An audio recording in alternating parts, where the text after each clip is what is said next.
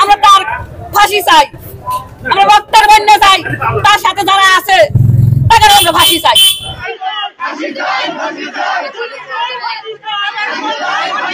মাত্র 16,000 টাকার জন্য রইস উদ্দিনকে খুন করে লাশ ডোবায় ফেলে দেয় ঘাতকরা।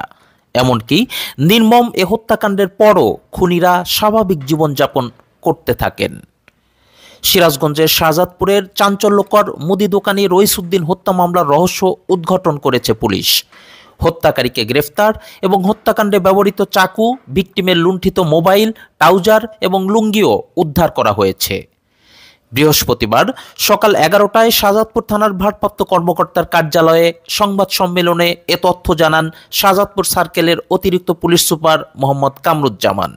গত 18 নভেম্বর আমরা স্থানীয় লোকজনের সংবাদের ভিত্তিতে শাহজাদপুর থানায় পুলিশ আমরা অত্র থানাধীন নলুয়া বটতলস্থ জনৈক শফিকুলের যে ডোবা আছে, ডোবা থেকে আমরা একটা গলিত লাশ উদ্ধার করি। তো আপনাদের কল্যাণে প্লাস বিষয়টি বিভিন্নভাবে জানাজানি হয়ে গেলে সেখানে ভিকটিম মৃত রইস উদ্দিনের ভাই উপস্থিত হয় এবং হওয়ার পরে তার পরনে যে চেক লুঙ্গি ছিল, লুঙ্গি এবং তার বাম হাতের 6টা আঙ্গুল ছিল, এই 6টা আঙ্গুল দেখে তিনি চিহ্নিত করেন যে এটা হচ্ছে রইস উদ্দিনের লাশ।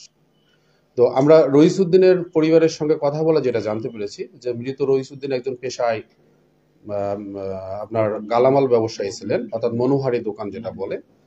তার প্রথম বউ মারা যাওয়ার পরে তিনি দ্বিতীয় বিবাহ করেন, কিন্তু 2016 বা 17 সালের দিকে তার দ্বিতীয় বউ তাকে তালাক দিয়ে চলে যায়। তারপর থেকে তিনি একাই থাকতেন, তিনি একাই রান্নাবান্না করতেন এবং একাই খাওয়া দাওয়া করতেন। তিনি প্রতিদিন সকাল 6টার দিকে দোকানে আসতেন, আসার পরে দোকান খুলতেন, তারপরে রাত 10টার দিকে তিনি দোকান বন্ধ করে বাসায় চলে যেতেন, তার ভাড়া বাসায়। তো গত 3 নভেম্বর তিনি সকাল 6টার সময় এসে দোকান খোলেন, তারপরে গভীর রাত হয়ে গেল এবং তিনি আর বাড়িতে ফিরে যান না। পরের দিন সকালবেলা লোকজন যখন এসে দেখে যে আসলে রইস উদ্দিন দোকান খুলে নাই কেন, তখন দেখা গেল যে তার দোকান তালাবদ্ধ। তখন তার আত্মীয় স্বজন সহ তার ছেলেমেয়েরা বিভিন্ন জায়গায় খোঁজাখুঁজি করে যখন না পায়, তখন গত মাসে 8 নভেম্বর এসে তারা শাহজাদপুর থানাতে একটা হারানো জিডি করে, সেই জিডি নাম্বার হচ্ছে 389। এরপরে যখন আমরা রইসের গলিত লাশ উদ্ধার করলাম, তারপরে তার বড় সন্তান দুলাল শাহজাদপুর থানায় এসে অজ্ঞাতনামা আসামিদেরকে আসামি করে একটি হত্যা মামলা দায়ের করে। আমরা তথ্য প্রযুক্তির সহায়তায় এই ক্লুলেস মামলার সঙ্গে কারা জড়িত হত্যাকাণ্ডের সঙ্গে তাদেরকে আমরা ডিটেক্ট করি এবং গতকাল বিকাল 3 ঘটিকায় এসআই সারফুল এবং এসআই কাঞ্চন তারা অত্র থানাধীন নলু এলাকায় অভিযান পরিচালনা করে অত্র ঘটনার সহিত জড়িত মোহাম্মদ মামুন, পিতা আজিজ মন্ডল, গ্রাম হচ্ছে নলুয়া, এবং মোহাম্মদ জয়নাল শেখ, পিতা রানু শেখ, সাং যুগনিদহ পশ্চিমপাড়া, দুইজনেরই থানা হচ্ছে শাহজাদপুর, জেলা সিরাজগঞ্জ, তাদেরকে আমরা গ্রেফতার করি। পরবর্তীতে তাদের জিজ্ঞাসাবাদে তাদের দেখানো মতে আমরা ভিকটিমের যে ব্যবহৃত 2টা মোবাইল ছিল, সেই 2টা মোবাইল টয়লেট থেকে উদ্ধার করি, ওই ভিকটিমের বাড়ির পাশেই যে টয়লেট ছিল, এবং আসামি মামুনের বাড়ি হতে আমরা ট্রাউজার উদ্ধার করি ভিকটিম রইসের, এবং রইসের বাড়ির পাশে ডোবা থেকে আমরা রক্তমাখা লুঙ্গি এবং হত্যাকাণ্ডে যে চাকু ব্যবহৃত হয়েছিল সেই চাকু আমরা উদ্ধার করতে সক্ষম হই। আমরা আটককৃত মামুন এবং জয়নালকে জিজ্ঞাসাবাদে যেটা জানতে পেরেছি যে মামুন রাজমিস্ত্রির কাজ করতো আর জয়নাল আসলে কোনো কাজ করে না, তিনি ভবঘুরে টাইপের ছিলেন। তারা নিয়মিত রইসের দোকান থেকে বাজার সদাই করতেন এবং রইসের সঙ্গে তাদের একটা ভালো সম্পর্ক ছিল, মাঝে মাঝে তারা 3জন দোকানে বসে আড্ডা দিতেন। তো এমত পর্যায়ে জয়নাল এবং মামুনের টাকার অভাব হওয়ায় তারা 2জন মিলে চিন্তা করে যে তারা রইসের কাছ থেকে কিছু টাকা ছিনতাই করে নেবেন। তো রইসের কাছ থেকে টাকা ছিনতাই করে নেওয়ার এই পরিকল্পনা করার পরে মামুন শাহজাদপুর বাজারে আসে, এসে একটা চাকু কিনে। চাকু কেনার পরে 3 তারিখে তিনি জয়নালকে বলে যে আমরা ফলো করতে থাকবো।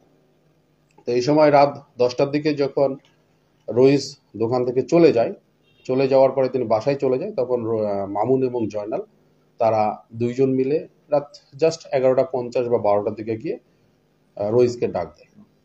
তো রইসকে ডাক দিলে রইস তখন বাইরে বের হয়ে আসা মাত্র জয়নাল তাকে মানে 5 কোলা করে ধরে ফেলে সে মাটিতে পড়ে যায়। তখন মামুন তার হাতে যে চাকু ছিল এই চাকু দিয়ে এসে তার গলা কেটে তাকে হত্যা করে। গলা কেটে হত্যা করার পরে যেহেতু তারা টাকার জন্য এই কাজটা করছিল এবং মামুন জানতো যে রইসের কাছে 16,000 টাকা আছে, তখন মামুন তার ঘরের মধ্যে যায়, যে ঘরের মধ্যে যে তোষক আছে তোষকের নিচ থেকে 16,000 টাকা নিয়ে নেয়। নেওয়ার পরে যেহেতু সেখানে জবাই করে ফেলছে, তখন সঙ্গে সঙ্গে তারা পরিষ্কার করার পরে সে মোবাইল এবং ওই যে রক্ত যেটা ছিল এটা নিজে টয়লেটের মধ্যে ফেলে দেয় এবং লাশটা যেহেতু ওখানে থাকলে জানাজানি হবে, এই জন্য তারা লাশটা একটা বস্তার মধ্যে ঢোকায়, জয়নালের সহায়তায়। বস্তার মধ্যে ঢোকানোর পরে তারা লাশটা কাঁধে করে নিয়ে এসে যে শফিকুলের যে ডোবা, অর্থাৎ আমরা যেখান থেকে লাশ উদ্ধার করছি সেখানে পানির মধ্যে ডুবায় ফেলে। ডুবানোর পরে তারা রাস্তায় আসার পরে যে 16,000 টাকা ছিল, জয়নালকে সে 6,000 টাকা দেয় এবং মামুন নিজে 10,000 টাকা নিয়ে বাড়ি চলে যায়। এরপরে তারা টাকা ভাগাভাগি করার পরে যে যার মতো করে তারা তাদের মতো স্বাভাবিক জীবনযাপন করতেছে। সংবাদ সম্মেলনে আরও জানানো হয়, গ্রেফতারকৃত আসামিরা রইসকে হত্যার কথা স্বীকার করেছেন। তাদের বিরুদ্ধে আইনগত ব্যবস্থা প্রক্রিয়াধীন রয়েছে। এদিকে আসামিদের গ্রেফতারের খবরে নিহতের স্বজনেরা এবং এলাকাবাসী শাহজাদপুর থানায় উপস্থিত হয়ে বিক্ষোভ প্রদর্শন করতে থাকেন এবং তাদের দৃষ্টান্তমূলক শাস্তি দাবি করেন। আমরা তার ফাঁসি চাই, আমরা বক্তার বন্যা চাই, তার সাথে যারা আছে তাদের আমরা ফাঁসি চাই। সে মানুষ হিসেবে অনেক ভালো ছিল, সে কারো কোনোদিন কোনো ক্ষতি করে নাই, সে অনেক ভালো ছিল। আমরা চাই তাকে যে মেরেছে, যারা মেরেছে তারা প্রাপ্ত শাস্তি যেন পায়, তারা যেন ফাঁসিতে ঝুলে।